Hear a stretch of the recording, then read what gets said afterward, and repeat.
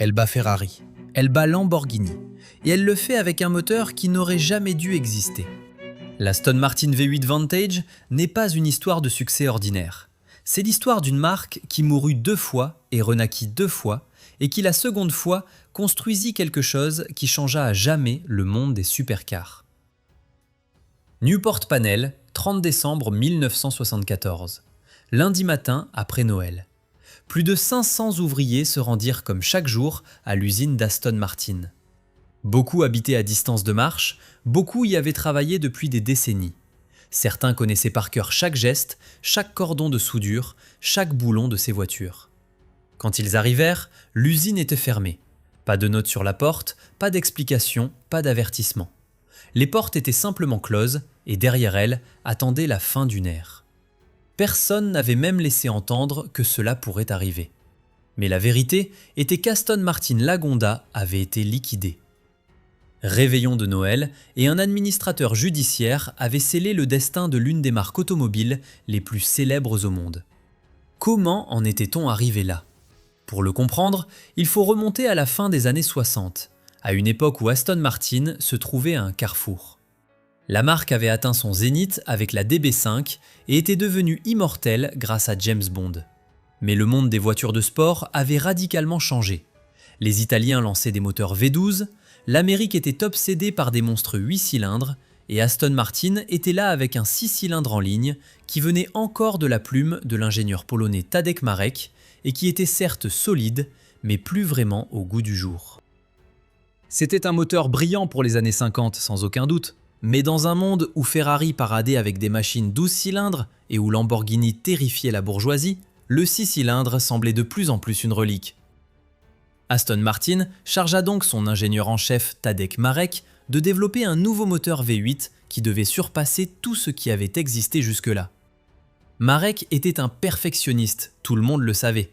Il travaillait lentement, méticuleusement et sans compromis. Ce qui est censé pour un moteur de course est catastrophique pour un plan de production.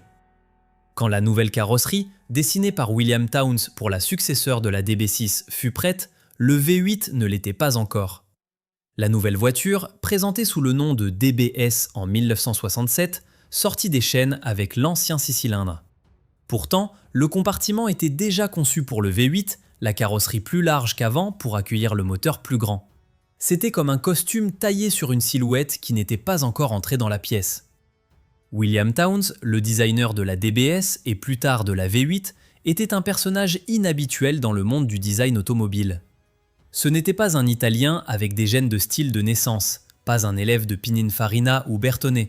C'était un designer industriel britannique des Midlands, terre-à-terre et pragmatique. Et c'est précisément pour cela qu'il créait des formes qui semblaient calmes et confiantes sans crier. Sa carrosserie pour la DBS et plus tard la V8 n'était pas un drame, mais une déclaration. Des épaules larges, un long capot, une partie arrière maîtrisée. Et il a effectivement admis dans une conversation avec des journalistes que l'arrière du véhicule était fortement influencé par une première Ford Mustang. Une vérité un peu embarrassante pour une marque si britannique, mais aussi un signe que les bons designers prennent ce qui est bon, d'où que cela vienne.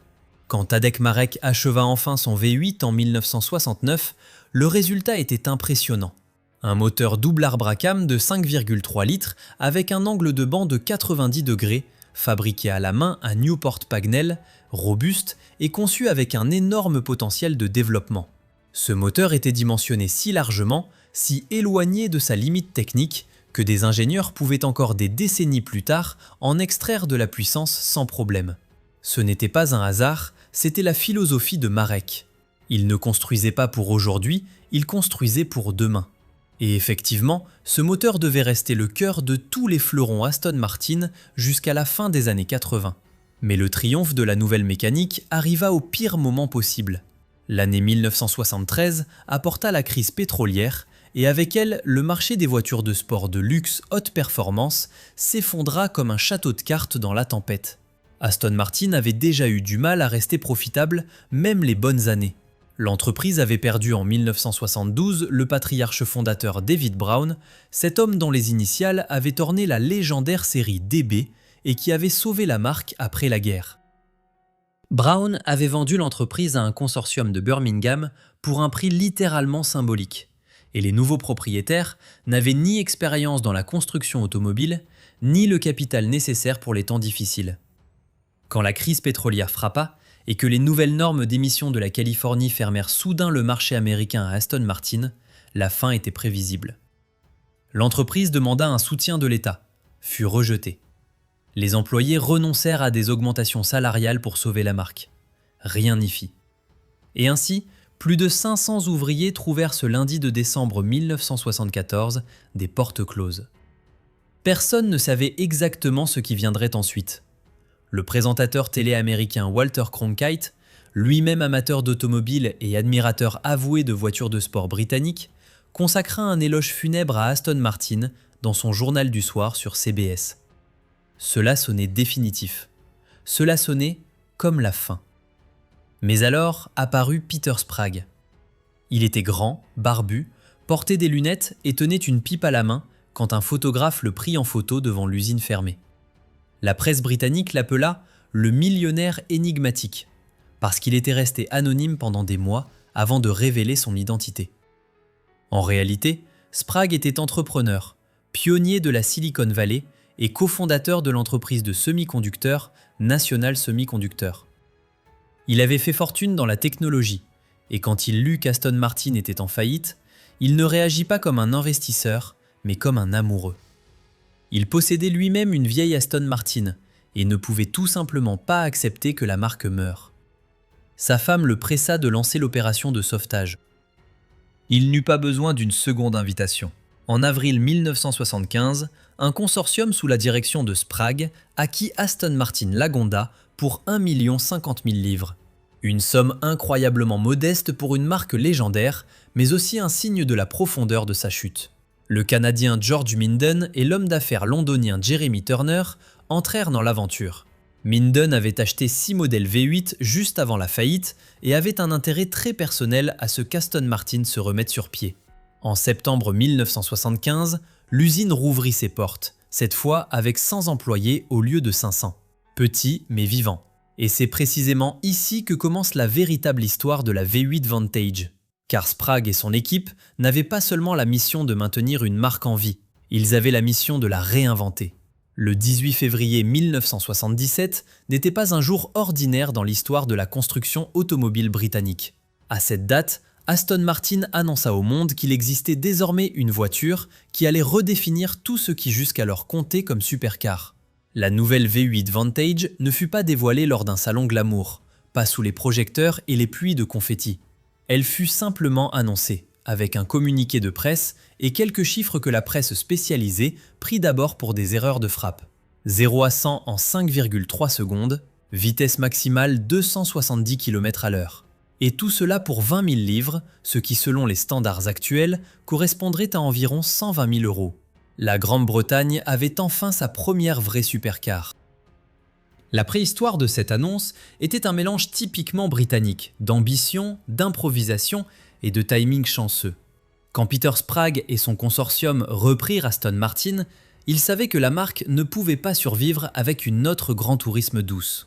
La V8 normale était une voiture merveilleuse, compétente, luxueuse et cultivée. Mais le marché voulait du spectacle. Enzo Ferrari livrait du spectacle. Le patron de Lamborghini, Ferruccio Lamborghini, livrait du spectacle. Porsche livrait avec la 911 Turbo, présentée au Salon de Paris 1974, du spectacle de la manière la plus sobre et efficace qui soit.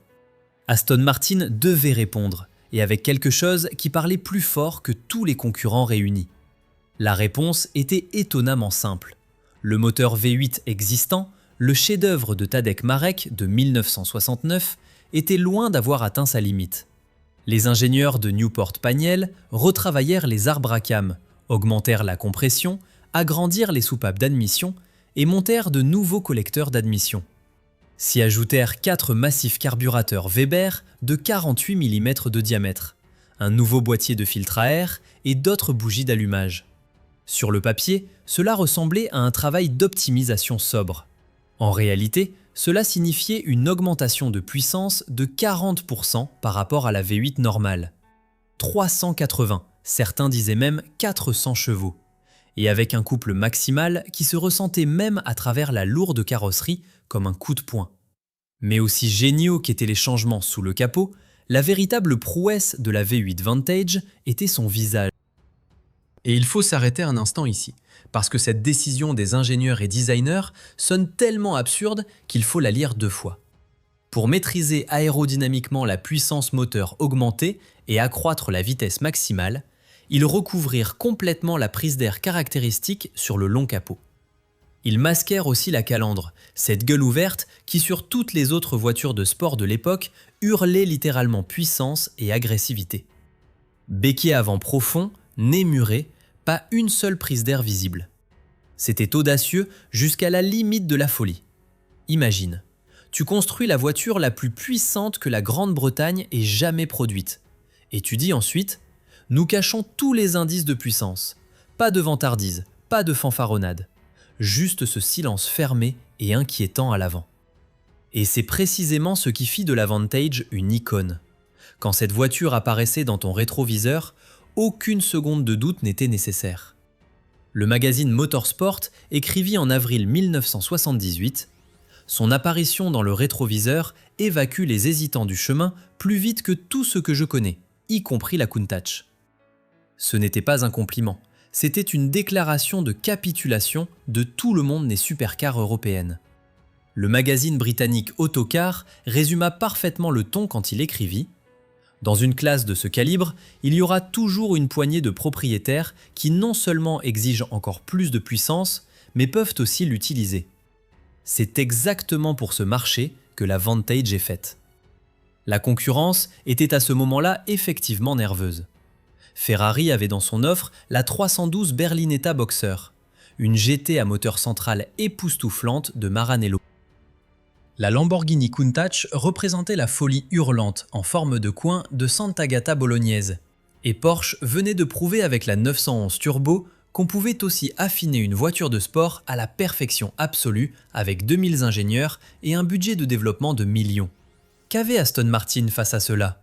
Un moteur assemblé à la main, une équipe de 100 ouvriers dans une petite ville au nord de Londres et une annonce qui stupéfia le monde. Et puis 2 choses se produisirent simultanément qui montrèrent à quel point la vérité est parfois compliquée. Le magazine Motor testa en 1978 une Vantage sur route publique et atteignit à peine 238 km/h de vitesse maximale, au lieu des 270 annoncés. Le temps de 0 à 100 était d'une demi-seconde derrière les données d'usine. Immédiatement, des critiques écrivirent qu'Aston Martin avait menti. Immédiatement, des défenseurs répondirent que l'exemplaire de test n'était pas représentatif. La vérité se situait quelque part entre les deux, et elle était plus compliquée que les 2 camps ne voulaient l'admettre. L'exemplaire de test de Motor n'était en effet pas le véhicule optimal pour une tentative de record. Le réglage des carburateurs était après des mois de développement ajusté à un carburant spécifique, et il y avait des indices que le véhicule de test n'avait pas été livré en état parfait. D'autre part, Aston Martin ne pouvait présenter aucun résultat vérifié de manière indépendante. Ce n'est que 3 ans plus tard, en avril 1981, que Motor testa à nouveau et mesura 5,2 secondes jusqu'à 100 et 230 km/h. Pas 270, mais assez impressionnant pour faire inscrire le record comme voiture de tourisme de série la plus rapide testée indépendamment dans le livre Guinness des records. Mais était-ce vraiment ce qui comptait? N'était-ce pas plutôt la sensation que cette voiture transmettait à quiconque la voyait, l'entendait ou la conduisait? Le magazine Motorsport avait déjà rendu en 1978 le verdict le plus juste. Un nouveau standard de performance a été établi parmi les soi-disant supercars. Et ce standard ne vient pas de Modène ou Stuttgart, mais de Newport Pagnell. Ce n'était pas un texte de relations publiques, c'était une conviction honnête. Et elle avait ses raisons. En Allemagne, la Vantage fut une vraie sensation.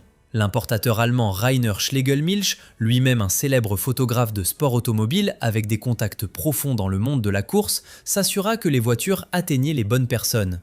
Sur les sections encore non réglementées de l'autoroute, les conducteurs de Vantage devinrent une petite communauté d'enthousiastes qui savaient posséder quelque chose de spécial.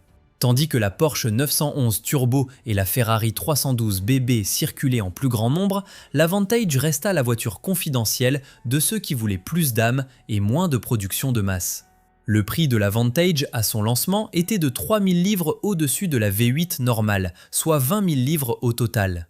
Pour comparaison, une Ford Escort RS Mexico coûtait alors 3000 livres. La Vantage n'était pas une voiture pour le marché de masse, cela a toujours été clair. Mais elle n'était pas non plus un pur objet de luxe pour rentiers.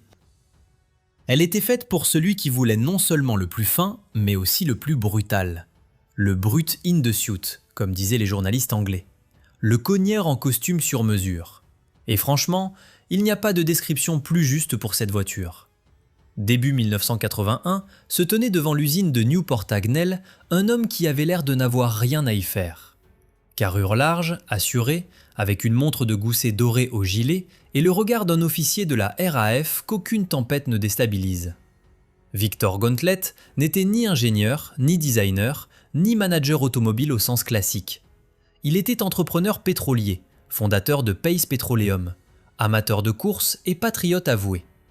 Quand il lut que Peter Sprague voulait revendre Aston Martin, il ne répondit pas avec une analyse, mais avec un chèque. 500 000 livres pour une part de 12,5% en 1980, puis la reprise complète avec Tim Hurley et sa société CH Industrials au début de l'année suivante. Gauntlett devint président du conseil d'administration, et ainsi commença l'un des chapitres les plus étranges et héroïques de l'histoire d'un constructeur automobile. Ce qu'il découvrit était impressionnant dans sa fragilité. L'usine de Newport Pagnell produisait à ce moment-là 3 voitures et demie par semaine. Pas par jour, par semaine. 360 personnes y travaillaient, chacune connaissait son métier avec une profondeur impensable dans les sites de production de masse modernes. Chaque voiture portait les empreintes de dizaines de mains. Chaque cordon de soudure était individuel, chaque ajustement vérifié à l'œil. C'était à la fois la plus grande force et la faiblesse la plus aiguë de cette marque. Gauntlett comprit immédiatement. Aston Martin ne pouvait survivre que si elle restait exactement ce qu'elle était, à savoir un objet fabriqué à la main avec un prix qui justifiait son exclusivité, tout en trouvant de nouveaux marchés qui généraient le capital nécessaire. Sa première solution fut aussi inhabituelle que lui-même. Il fonda avec Tickford une sorte de manufacture satellite qui acceptait des commandes techniques spéciales pour d'autres constructeurs. Tickford développa une Ford Capri plus sportive, une Austin Metro améliorée et livra même des aménagements intérieurs pour wagons de chemin de fer. Un constructeur de supercars qui dessine des intérieurs de trains. Cela semble absurde, mais c'était exactement le genre de créativité improvisée qui maintenait Aston Martin en marche, tandis que la concurrence planifiait avec d'énormes budgets. Gauntlett lui-même décrivit plus tard sèchement sa méthode. Comment faire une petite fortune avec Aston Martin ? On commence avec une grande. Simultanément, il ouvrit des marchés qu'Aston Martin avait tout simplement ignorés auparavant. La Lagonda, une 4 portes au design futuriste avec cockpit numérisé, était considérée en Europe comme une excentrique. Gauntlett vola personnellement au Moyen-Orient et vendit la voiture là-bas comme ce qu'elle était, le véhicule de tourisme 4 portes de série le plus rapide du monde. Koweït, Oman, Qatar, jusqu'à la fin de la production en 1989, plus de 600 Lagonda furent construites et une grande partie roula sur les autoroutes arabes.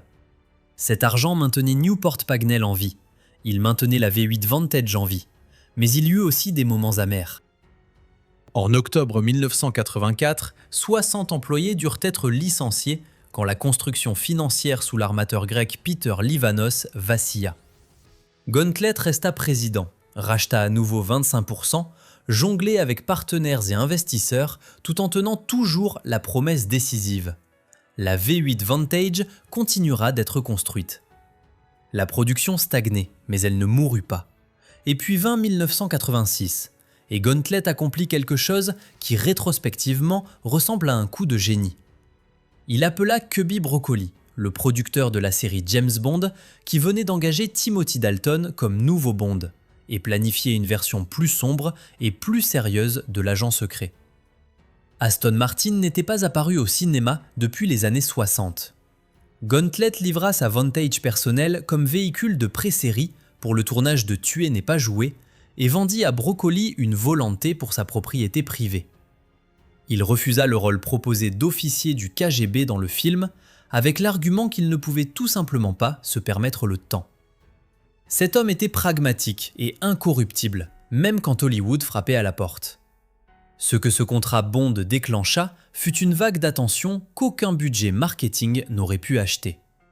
La Vantage au cinéma, sur l'écran, avec Timothy Dalton au volant. Des millions de spectateurs en Allemagne, Grande-Bretagne, France et Amérique virent la même voiture qui était construite à Newport Pagnell de main d'homme, au rythme de 4 exemplaires et demi par semaine. La demande augmenta, le mythe vivait. Gauntlet lui-même était quelqu'un qui ne considérait pas Aston Martin comme un investissement, mais comme un devoir. Son fils Richard se souvint plus tard que son père fournissait toujours dans les interviews la même justification. « Je ne voulais pas avoir à expliquer à mes petits-enfants que j'aurais pu aider et ne l'avais pas fait. C'est la différence entre un entrepreneur et un amoureux. Gauntlet était les deux à la fois. Il y a des voitures qu'on achète, et il y a des voitures dans lesquelles on investit comme dans une œuvre de vie.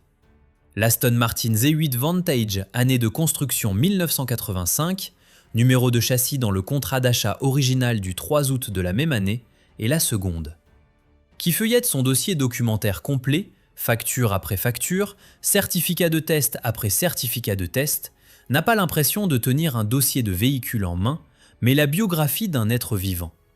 Et quelque part au milieu de cette biographie se trouve une date qui changea tout.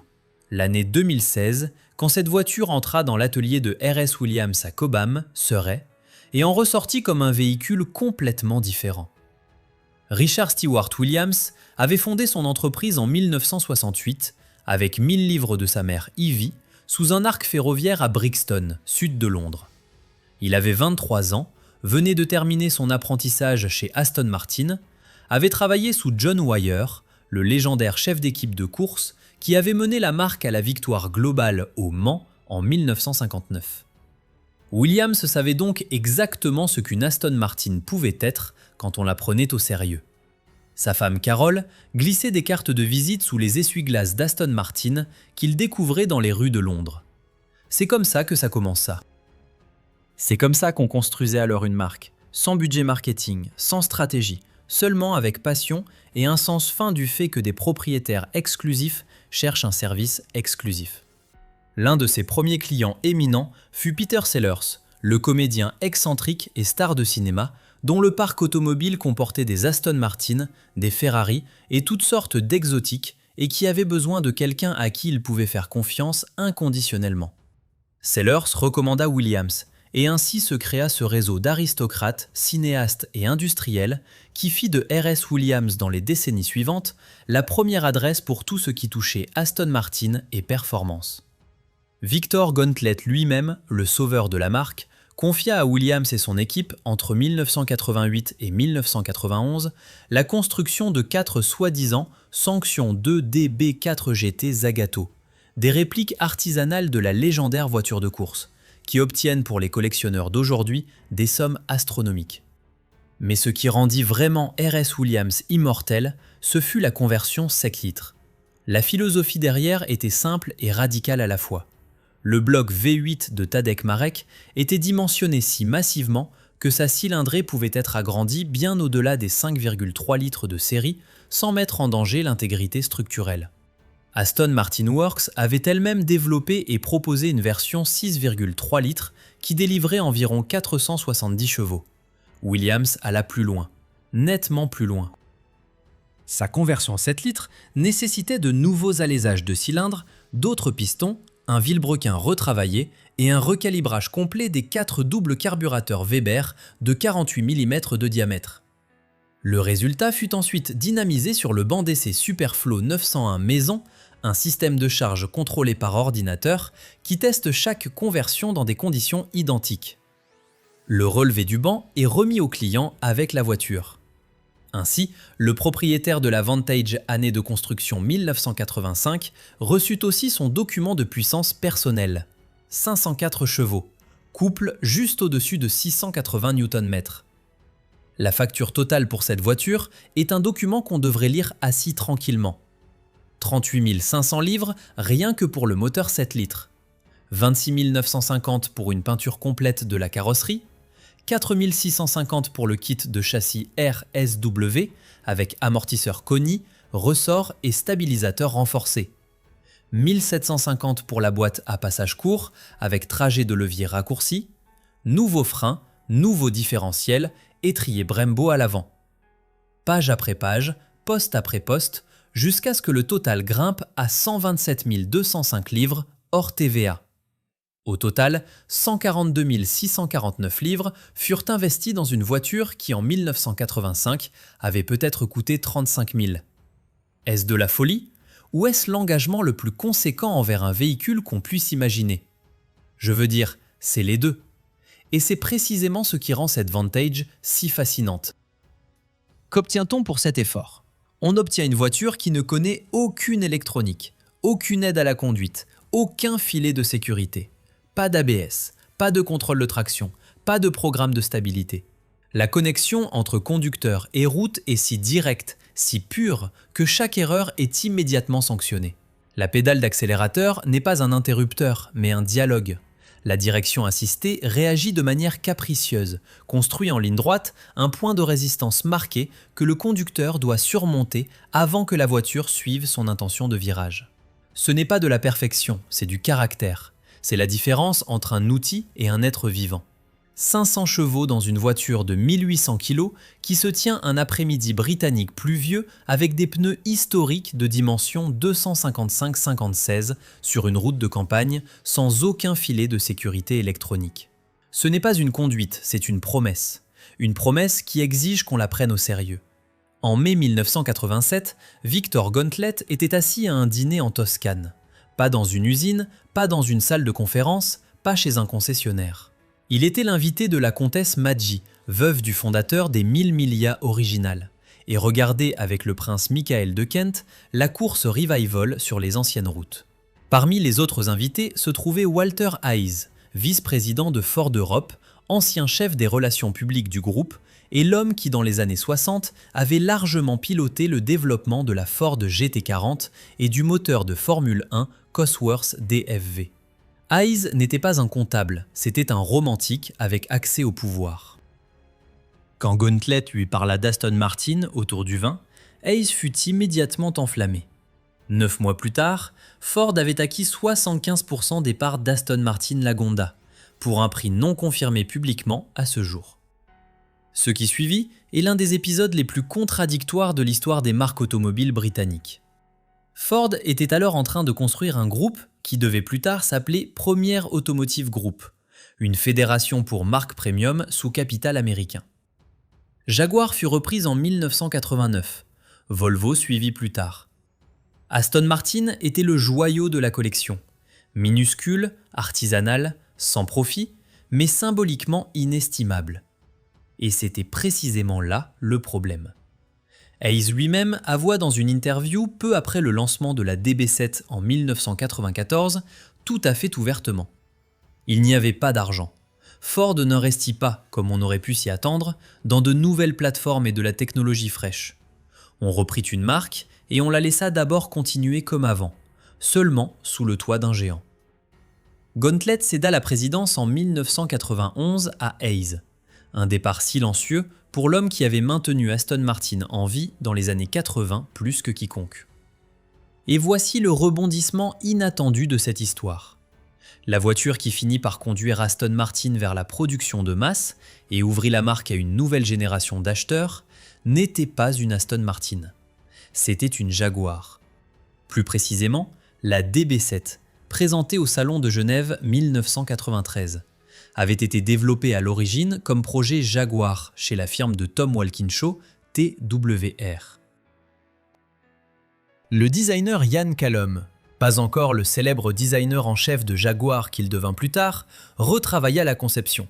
Ford puisa dans ses étagères de pièces et il en sortit une voiture avec un moteur 6 cylindres compresseur de 3,2 litres du rayon Jaguar et des feux arrière qui provenaient d'une Mazda 23.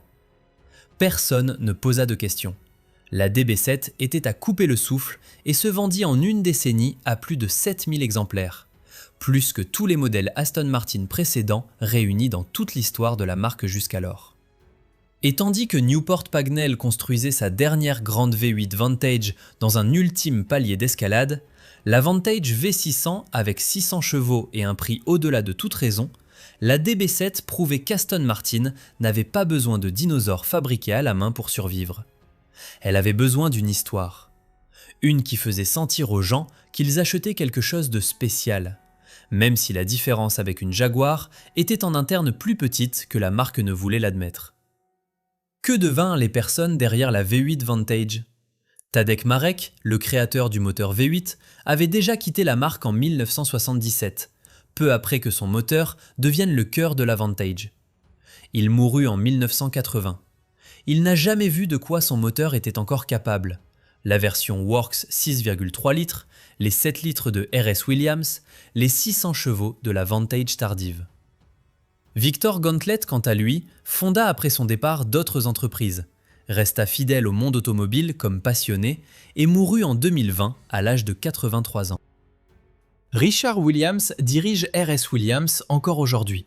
Son fils Alexander fait maintenant partie de l'entreprise et l'atelier sous l'arc ferroviaire londonien de Cobham a depuis longtemps déménagé, mais l'artisanat est resté. Et que resta-t-il de la V8 Vantage elle-même ? Pas seulement un mythe, pas seulement une pièce de musée. Son héritage était concret et directement mesurable. Elle prouva à Ferrari, Lamborghini et Porsche qu'une voiture britannique fabriquée à la main avec un moteur des années 60, sans turbocompression et sans aides électroniques, pouvait tenir dans l'élite mondiale. Elle obligea la concurrence à penser non pas plus vite, mais plus courageusement. Porsche répondit à la Vantage en développant des variantes de 911 toujours plus radicales. Ferrari reconnut que l'exclusivité n'est pas une contradiction à la performance. Et Aston Martin elle-même apprit la leçon la plus importante de toutes. Une marque ne meurt pas d'un manque de technologie, elle meurt d'un manque de conviction. La Vantage, année de construction 1985, avec ses 7 litres, 504 chevaux et un dossier documentaire plus lourd que certains carnets d'entretien de voitures modernes, vaut aujourd'hui environ 400 000 livres.